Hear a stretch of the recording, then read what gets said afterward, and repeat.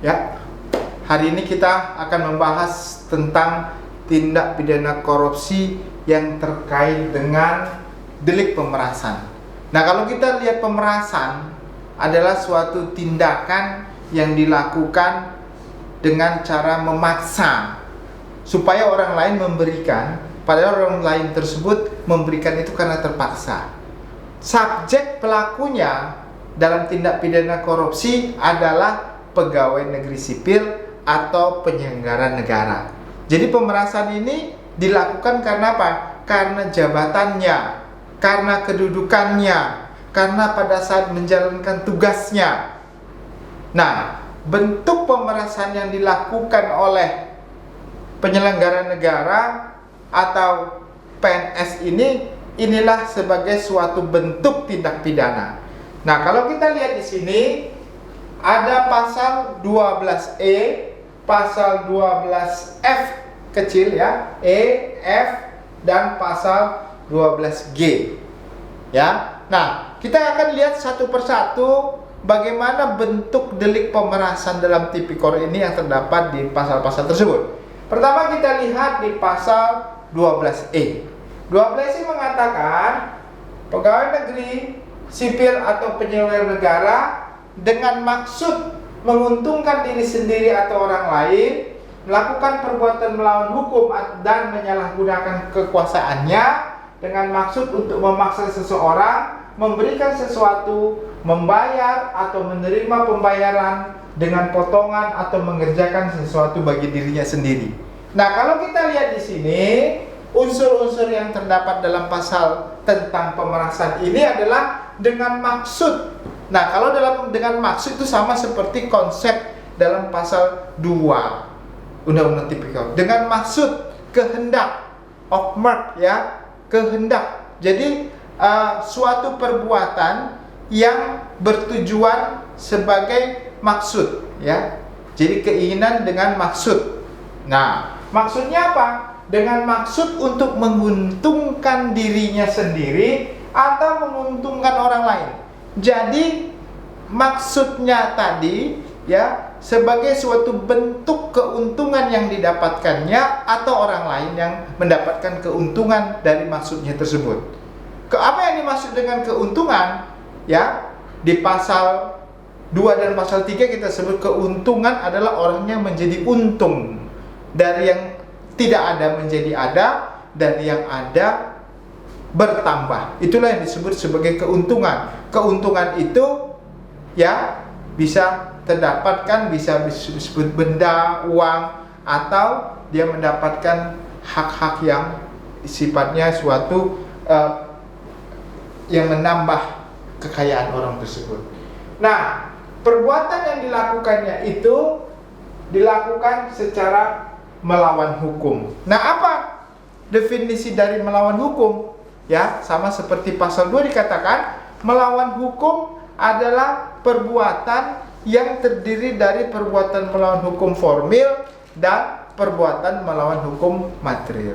Kalau dalam konteks perbuatan melawan hukum formil, berarti ada peraturan perundang-undangan formil, hukum positif yang dilanggar, yang tidak dilaksanakan, ya, sehingga perbuatan itu dijadikan sebagai perbuatan melawan hukum atau perbuatan melawan hukum dalam arti material, ya, baik dalam fungsi positif, ya, yang menyatakan bahwasannya peraturan formil tidak ada mengatur itu sebagai perbuatan melawan hukum, tapi karena kepatutan yang hidup dalam masyarakat itu dianggap sebagai suatu perbuatan tercela yang melanggar hukum, maka perbuatan itu dianggap sebagai perbuatan melawan hukum atau menyalahgunakan kekuasaannya. Apa yang dimaksud sebagai menyalahgunakan kekuasaannya? Menyalahgunakan kekuasaan artinya menggunakan kekuasaan untuk tujuan lain dari maksud yang diberikannya kekuasaan tersebut. Nah, kita ketahui juga di pasal 53 ayat 2 huruf B Undang-Undang tentang Peradilan Tata Usaha Negara menyebutkan bahwasannya dia menyalahgunakan kekuasaan adalah menggunakan kekuasaan untuk tujuan dari lain, ya, tujuan lain dari maksud diberikannya kekuasaan tersebut. Nah, jadi kalau ada orang dengan mempunyai niat, kehendak, ya, niat kehendak sebagai maksud, ya, untuk menguntungkan diri sendiri atau orang lain, lalu dia melakukan suatu perbuatan melawan hukum dan menyalahgunakan kekuasaannya, apa perbuatannya adalah memaksa seseorang. Apa yang dimaksud memaksa? Maksa orang itu bisa memaksa secara fisik dan psikis, ya. Dengan cara apa? Supaya orang itu, ya, merasa tertekan sehingga seseorang itu memberikan sesuatu. Memberikan sesuatu itu apa? Sesuatu itu bentuknya tidak selalu duit, bisa juga melakukan suatu perbuatan, ya, sesuatu perbuatan, bisa menyerahkan barang, membuat suatu perbuatan atau apa. Lalu dia membayar atau menerima pembayaran.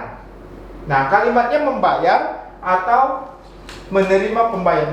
Membayar artinya orang tersebut pasti memberikan pembayaran, ya, artinya dipaksa untuk membeli mobil dengan supaya mobil tersebut dibayar oleh orang tersebut dalam jabatannya, ya, dia PNS tersebut, ya, atau dia menerima pembayaran seakan-akan dia jual mobil padahal tidak pernah jual mobil, dia terima pembayaran itu dari orang itu terpaksa memberikan padahal tidak pernah ada transaksi apapun.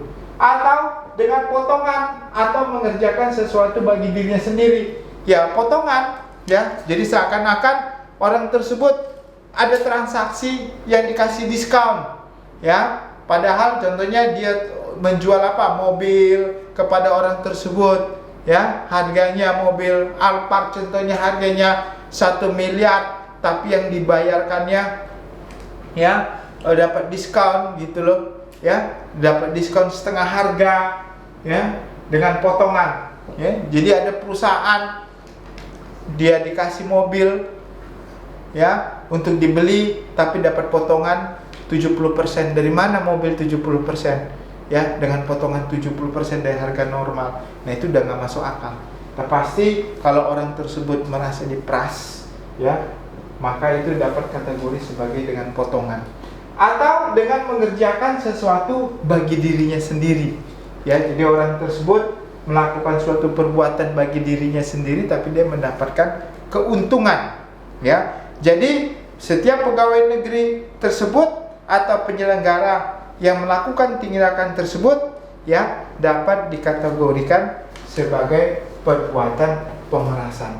Nah, jadi contohnya kalau kita lihat, ya, banyak sudah ada kasusnya, ya, ada penyidik, ya, dari penegak hukum, ya, dalam tindak pidana korupsi juga melakukan pemerasan, dipidana dan terbukti, ya, dia menerima contohnya uang dari orang yang diperiksanya, ya, kalau kamu nggak, contohnya ini ngaku atau apa, maka akan asetmu disita. Jadi dia menerima uang dengan cara pembayaran yang tidak semestinya dia dapatkan begitu.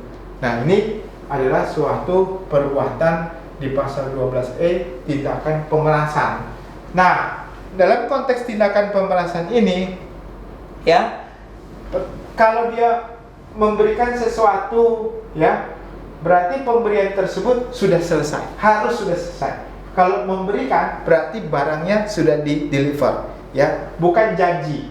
Kalau membayar juga sudah dibayarkan. Menerima pembayaran juga ini sudah selesai. Jadi semua tindakan ini adalah tindakan yang sudah selesai, bukan merupakan janji. Jadi untuk bisa dibuktikan adanya suatu tindak pidana berdasarkan 12E ini, maka ini harus sudah selesai dilakukan.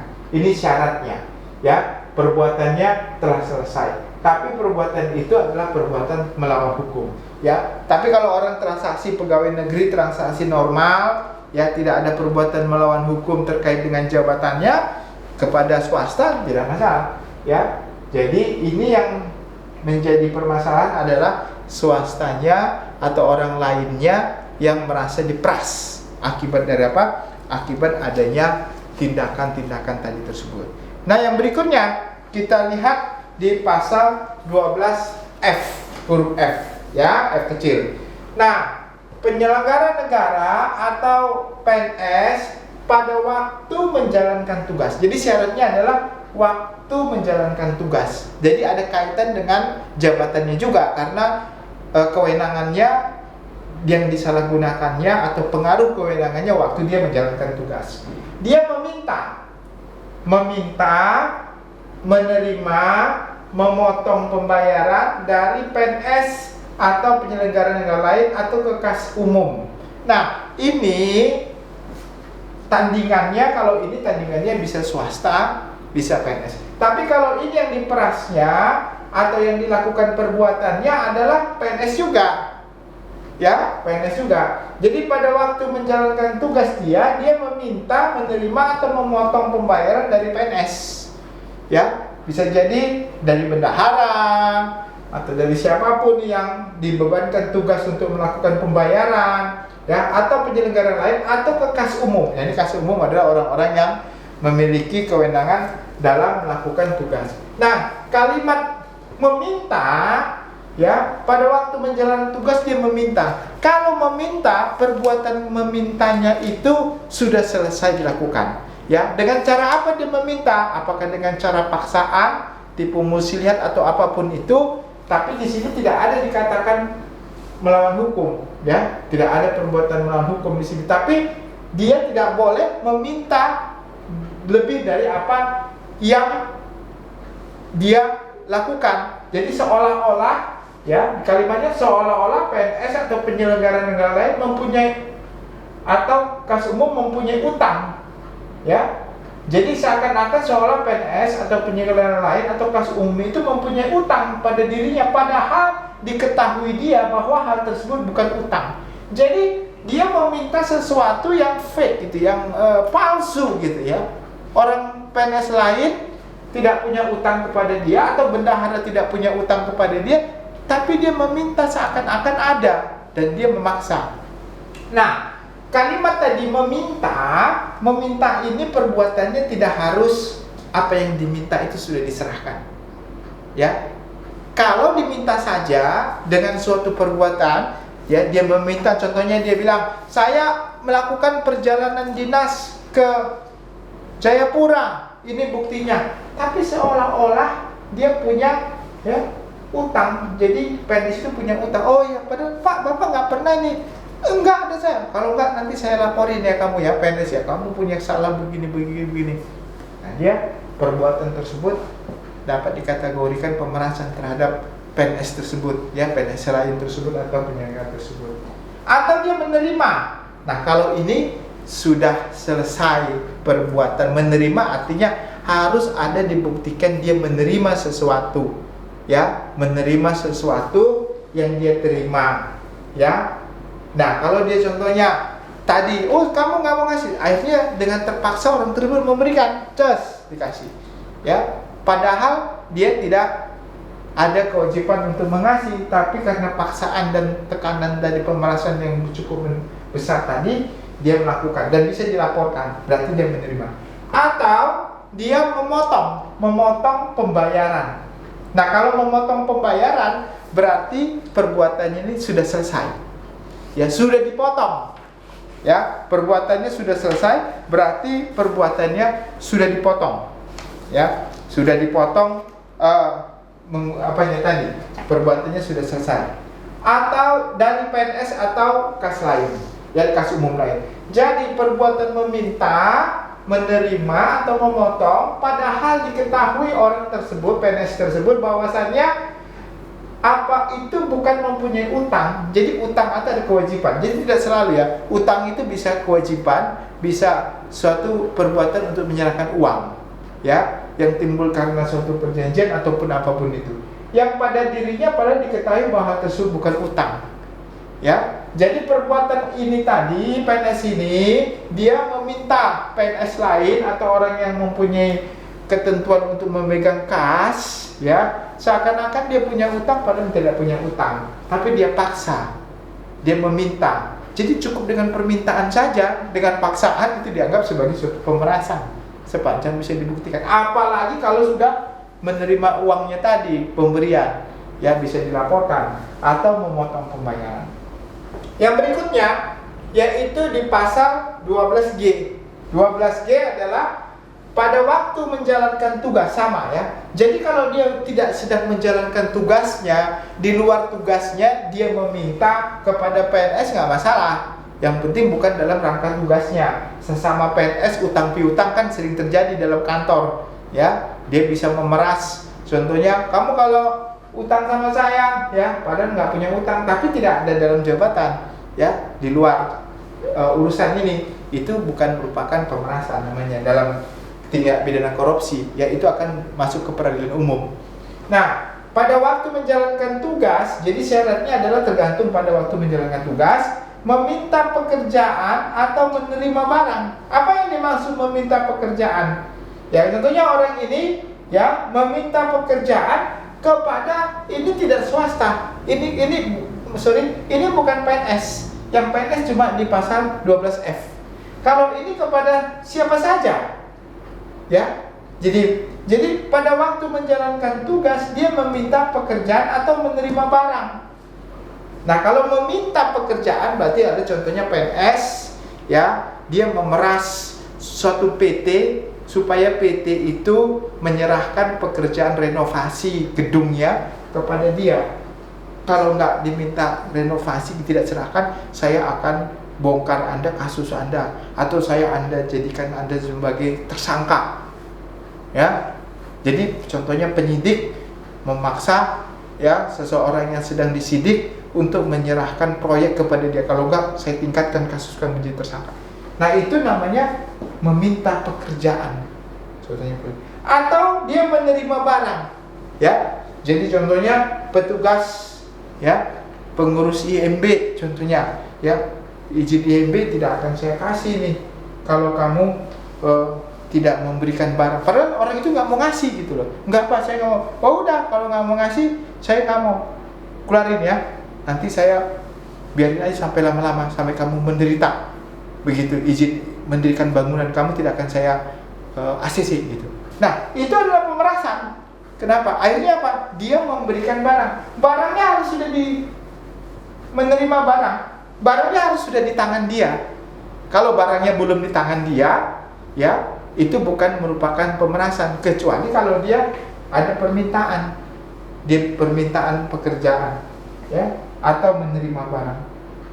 Ya, kalau menerima barang saja nanti masuknya di sini dia, ya. Kalau dia ada perbuatan melawan hukumnya. Nah, seolah-olah merupakan utang pada dirinya, padahal diketahui bahwa hal tersebut bukan merupakan utang. Ya, dia punya utang gitu, ya. Ya, padahal itu bukan utang.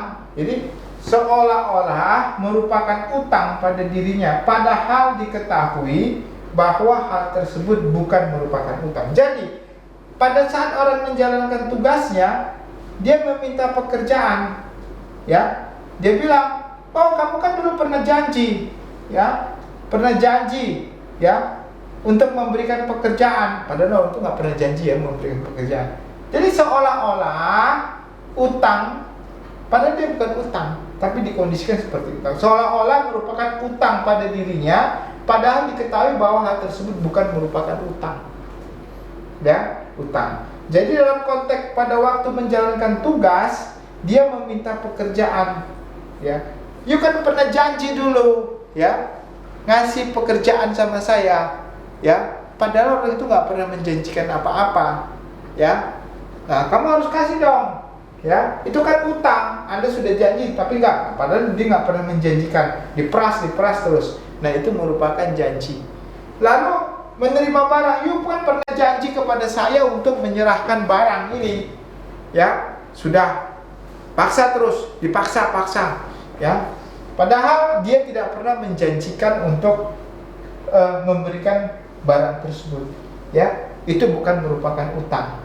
Nah, jadi kalau kita lihat di sini, ini berlaku kepada orang dengan syarat dia dianggap pernah menjanjikan, padahal tidak pernah menjanjikan itu sebagai suatu utang, ya. Jadi tidak ada di sini suatu perbuatan melawan hukum. Kalau di sini ada perbuatan melawan hukum, ya, menyalahgunakan kekuasaannya. Contohnya lebih cocoknya tadi di sini contohnya penyidik yang mau meningkatkan status orang sebagai tersangka, ya, lalu dia peras supaya memberikan sesuatu, atau dia akan bongkar rahasianya orang itu, penegak hukum itu ya, akan terus dipanggil kalau dia tidak memberikan sesuatu, itu kan sudah sama dengan melawan atau menyalahkan kekuasaannya.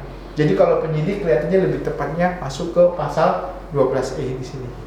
Ya, masuk 12E di sini. Kalau ini khusus untuk orang yang seakan-akan mengkondisikan orang lain mempunyai utang, padahal orang ini tidak pernah mempunyai utang, tapi dipaksakan ya kepada dia. Dia meminta pekerjaan yang sebenarnya tidak pernah dijanjikan.